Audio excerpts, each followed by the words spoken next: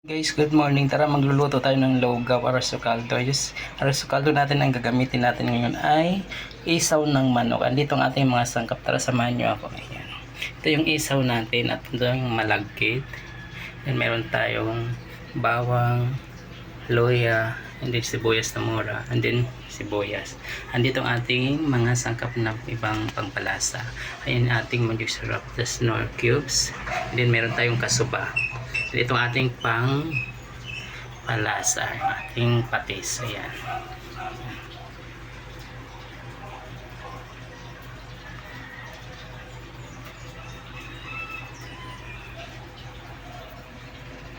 Guys, maglalagay na ako ng mantika. Ayan, lakas ng apoy natin. Then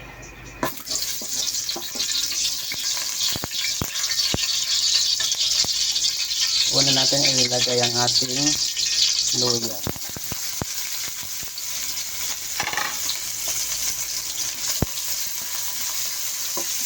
Papa-brownish lang natin yung ating luya.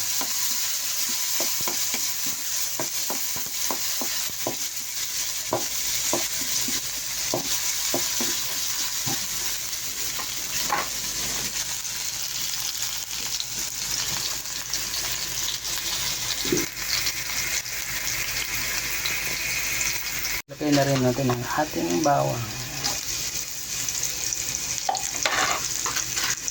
Halo-halo ulit. Papa-brownish natin siya.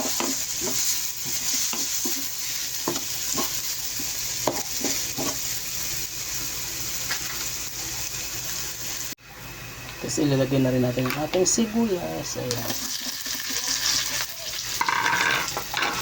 Tapos halo-halo na rin ulit.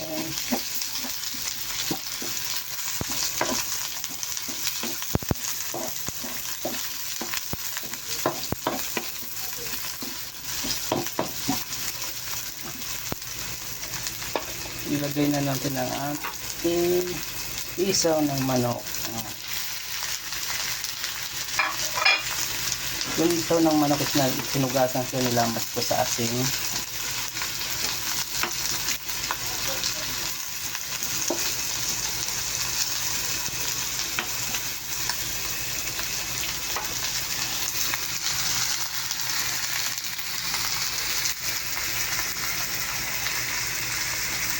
design lang natin siya ng ayos.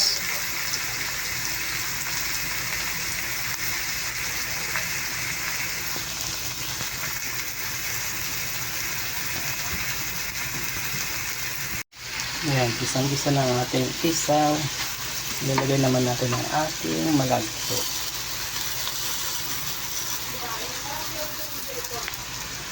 Tapos halo-haluin nyo lang din siya.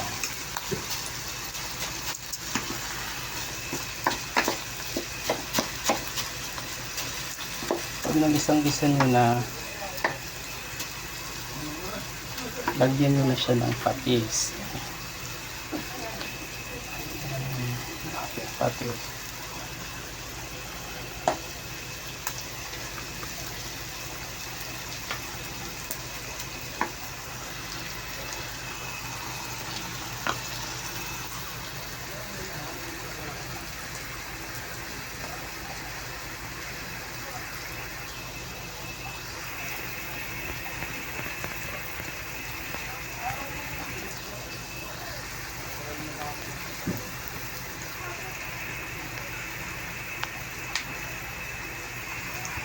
Yan, bisang-bisa na siya.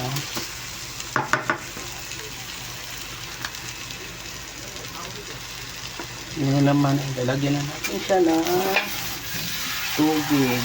Yung sabaw.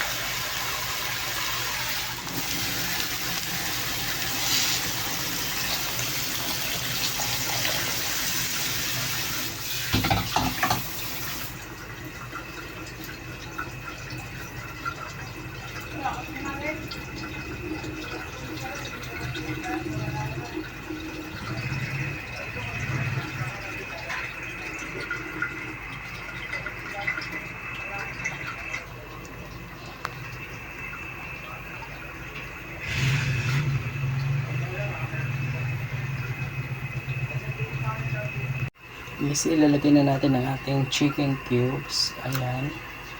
Ilagay ang ating kasaba. Para pag kumulo siya, ayos na. Tsaka ang ating isa pang pangpalasa.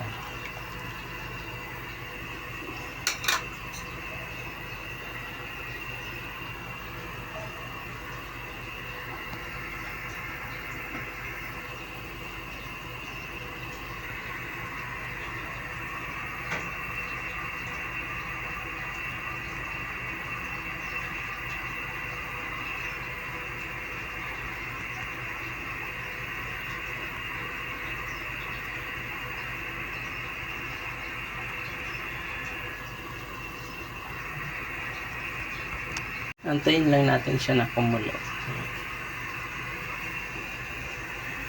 Yan guys, kulong-kulo na ang ating lugaw. Ayan.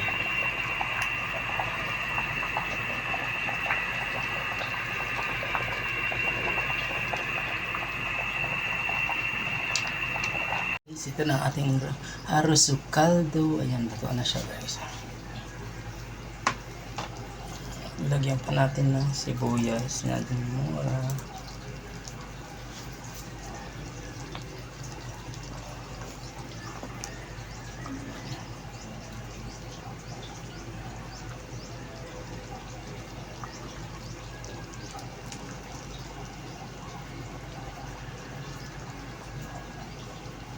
Kainan na.